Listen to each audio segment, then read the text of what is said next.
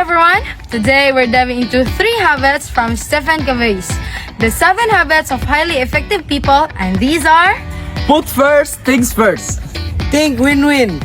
Seek first to understand before to be understood. and we will show you how they work together in real life. Okay, let's start with put first things first. This habit is all about your top priorities. For us, it's sharing helpful insights with you guys and staying organized.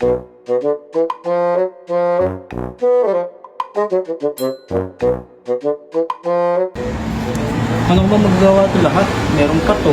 Ito. Sobrang dami.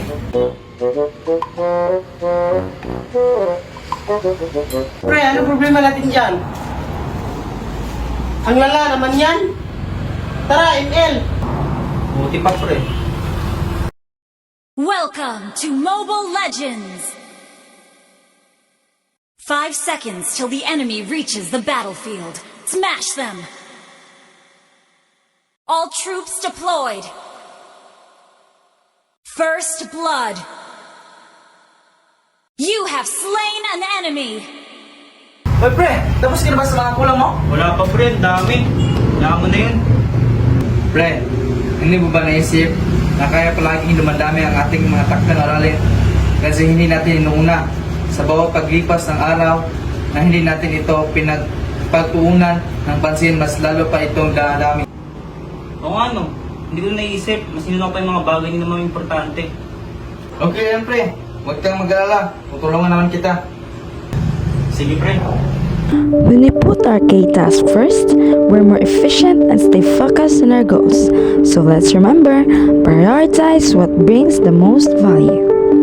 Pero salamat talaga.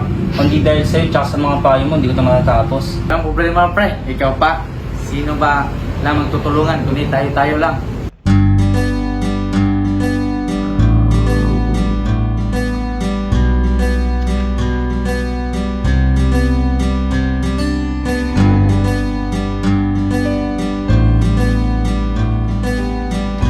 Now, let's talk about Think Win-Win. Think Win-Win is also about celebrating someone else's success.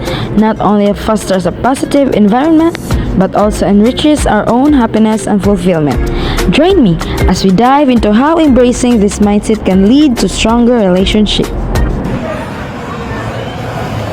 Friend, walang araw, matutupanin natin ang pangarap nating uniforme. Sabay nating tutuparin yan, pre. Ay, siyempre!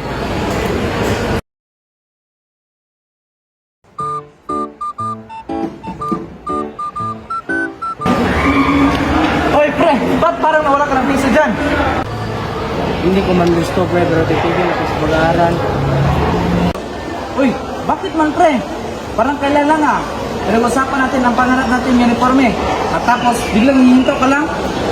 Basta, papatuloy mo lang kung anong nasimulan natin, pre. Kung may maitutulong lang sana ako. Huwag ka nang mag-abala, pre. Salamat sa kahit papaano gumagaan ang bawat araw kasi may kaibigan akong nasisandalan dito. O pre, basta mag-ingat ka lang palagi ha.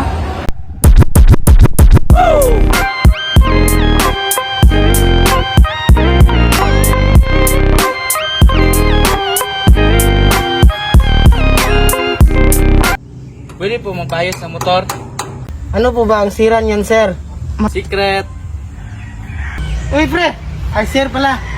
Ang angas na, nasuot mo rin ang ating pangarap na uniforme, ah. Ang arte mo, sir ka ba dyan? Ito na ang uniforme na pinangarap natin dati. Alangan naman biguin kita sa mga pangako natin. Ang pangako ay pangako pre. Tara, iwan mo muna yan. Marami pa tayong dapat pag-usapan. It's about being genuinely happy for others' success while working toward our own goals. Win-win creates stronger teamwork and friendships. And lastly, seek first to understand, then to be understood. Before jumping in with your own ideas, listen carefully to others. It builds respect and trust. Ano, may idea ba kayo? Ako, may idea ko. Sa tingin ko maganda na ba yung tema yung environmental conservation? Marami pa minsan na pwede dagdag. Bro, teka lang. Mukhang may gustong i-suggest si Jet. Pakinggan muna natin siya. Salamat bro. Actually, iniisip ko na baka pwedeng pagtutunan natin yung mga local issues tulad ng water pollution sa community natin. Mas mapapalapit tayo sa audience natin. Oo nga bro, hindi ko agad naisip yun. Mukhang parang may sense nga kung local yung tema natin. O, di ba? Sa totoo lang, malaga talaga na unahin natin intindihin ang isa't isa bago tayo magbigay ng sariling opinyon. Mas maayos ang daloy ng mga ideya natin. Oo, tama. Kaya pala importante na makinig muna bago magsalita. Sige, mag-brainstorm tayo base sa local issues na synergies mo. Sarap sa pakiramdam na may tiwala tayo sa bawat isa. Sa iba't ibang suggestion para sa grupo natin. Sarap din sa pakiramdam na naririnig natin bawat isa.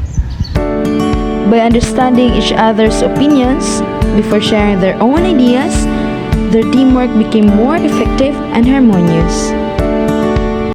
So there you have it. Put first, think first. Think win-win. Seek first to understand, then to be understood. You should apply these habits and you'll see how they help you become more effective in anything you do. Thanks for watching. Don't forget to Like, subscribe. And click the notification bell. and try this habit out of yourself.